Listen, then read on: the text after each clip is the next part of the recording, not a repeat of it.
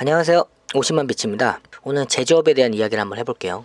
한국의 제조업은 2003년쯤 카드 대란 사태가 터지고요. 중국, 베트남의 부상으로 위기가 왔어요. 카드 대란의 여파는 3, 4년이 흐른 2007년쯤부터 일반 자영업자들도 피부로 느껴졌죠. 내 주변에도 신용불량자가 많았어요. 당연히 그 사람들은 소비가 줄어들었죠. 내 주변에 신용불량자가 있다는 건 생각보다 신용불량자가 한국에 많다는 거예요. 그리고 2007년부터 시작된 리먼 브러더스 사태는 수입업자한테는 거의 재앙과도 같은 사건이었어요. 당시 저도 중국에서 수입을 했는데 달러당 900원에서 1100원 사이였던 환율이 2009년 2월 1500원을 찍어버립니다. 인건비까지 가파르게 오르던 중국이라 기존에 수입해오던 물건 가격이 예전 가격의 2배 가까이가 되었어요. 오히려 중국 생산이 한국에서 제작하는 가격과 엇비슷했어요. 당시 물건 주문을 하고 물건을 안 찾아가 피해본 중국 공장들이 많았습니다. 한국 수출입 관리해주던 업체들도 중국에서 많이 철수했죠. 당시 중국 환율이 한국 돈 대비 220대 1까지 올랐어요. 요즘 중국 환율이 170대 1이니 당시 원화 가치가 얼마나 하락했는지 아시겠죠? 한 가지 다행이었던 건 환율이 너무 비싸서 수입을 하려던 사람이 없어서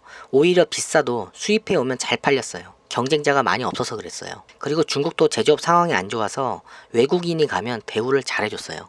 그럼 수입업자들이 한국으로 돌아와 한국에서 생산했을까요? 한국은 산업의 체질이 건설 제조업에서 금융, 통신, 운수, 행정 3차 산업으로 체질 개선 중이었고요. 중국의 개혁 개방으로 인건비 비중이 높은 산업은 빠르게 경쟁력을 잃었어요.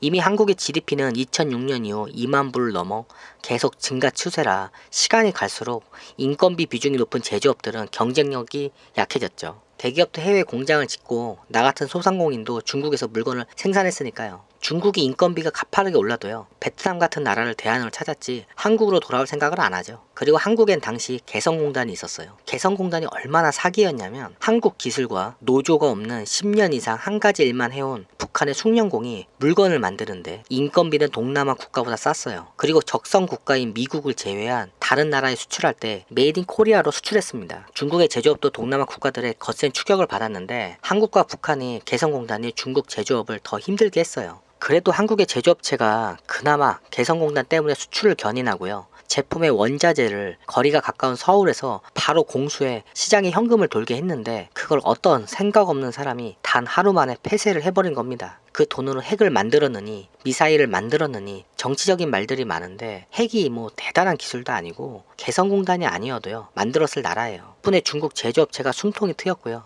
갑자기 생산해야 돼서 중국 내 물건 생산 가격이 두세 배 폭등했습니다. 제조업 내부적으로도 문제인 게 내 나이 20대 때부터 저출산 문제가 대두되었는데 당시엔 이들이 어려서 체감을 못했어요. 아기였을 때니까. 저출산 세대가 성인이 된 지금 시장에 활력을 불어넣어주는 20대 30대 초반에 어처구니 없는 소비가 많아야 하는데 대졸자는 69%를 넘어서는데 취업이 안 되고 기술의 발전으로 온라인과 인공지능이 수기로 작업하던 걸 빠르게 처리하니까 일자리 감소 추세는 더 빠르게 진행되고 있고요. 앞으로 수년 안에 제일 먼저 우리 앞에 닥쳐올 변화는 무인 시스템이라고 봅니다. 한 사람 인건비가 하루 10만 원이 넘는 지금 초반에 돈이 좀 들더라도 시스템을 갖춰놓는 게 자영업자한테는 이익이겠죠. 인건비의 상승은 기술의 진보를 더 앞당길 거라 봅니다. 취업이 안 되니 돈이 없고 돈이 없으니 집을 못 사고 결혼을 늦게 하거나 안 하니 애들은 안 태어나고 악순환의 연속이죠. 지금 한국에서 제조업 공장을 운영하기 힘든 결정적 이유가 일할 사람이 없어요. 지금 어느 사업체를 가도 기술 숙련공 막내가 40대 중후반입니다. 한국 사람은 힘든 일을 안 하려고 하죠.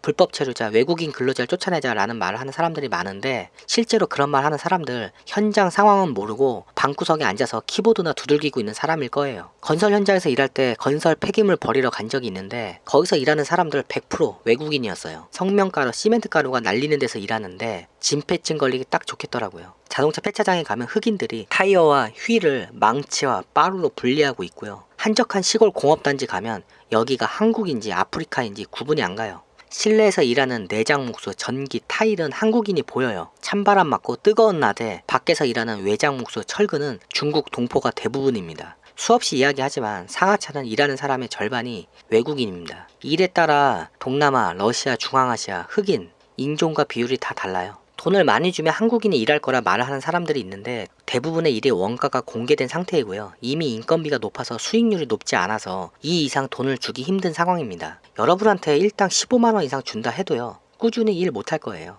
저도 봉제를 중국 생산하는 이유가 한국에서는 기술적인 제품을 만들기 거의 불가능해요. 사장은 일하고 싶어도 기술 있는 직원들이 안 한다고 하면 못 만듭니다. 일이 힘들다 치면 기술공은 다른 데로 쉽게 옮겨요. 일단 한국에서 못 만드는 게 생각보다 많아요. 시간이 갈수록 계속 늘어나는 추세입니다. 왜냐, 아무도 어린 시절부터 기술자가 꿈이었던 사람들이 없거든요.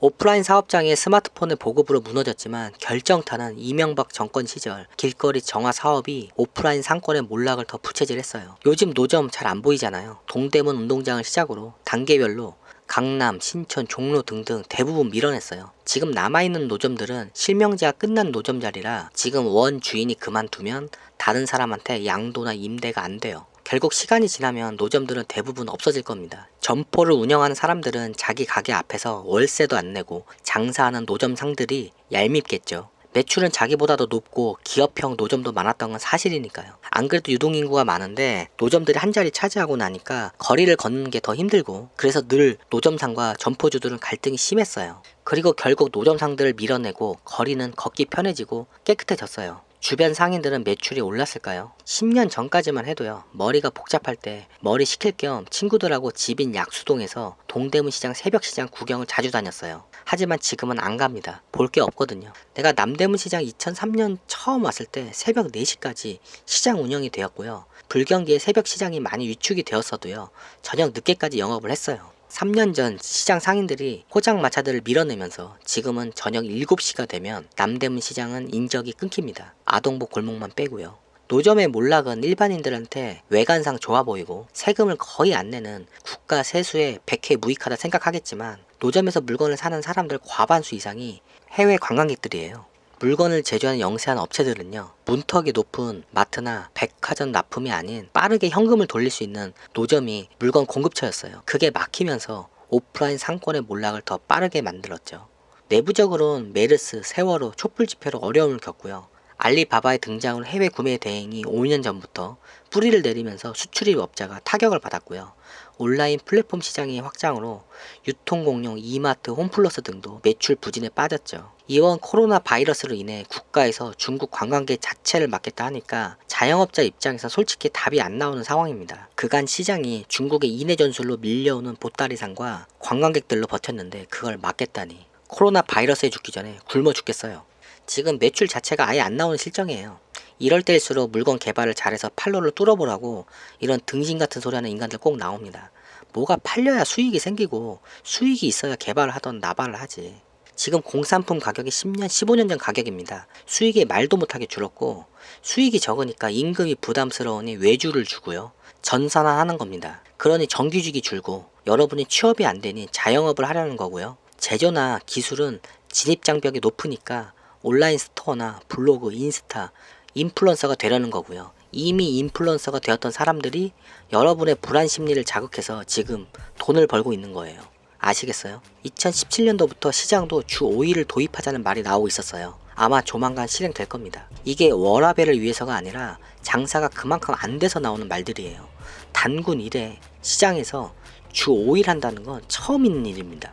요즘 상인들 아침 9시 이후에 나와서 4시에 들어가는 사람들 많아요. 진짜 사람들이 없어요. 전 유튜브에서 호황을 이야기하는 사람들 보면 이해가 안 가요. 정말 저 사람들이랑 내가 같은 대한민국에서 사는 게 맞는지, 돈을 벌어서 유명한 건지, 돈을 벌었다고 말해서 유명세를 얻고 돈을 버는 건지, 제가 능력이 없는 거겠죠. 이만 영상을 마치겠습니다. 다음 영상에서 봐요.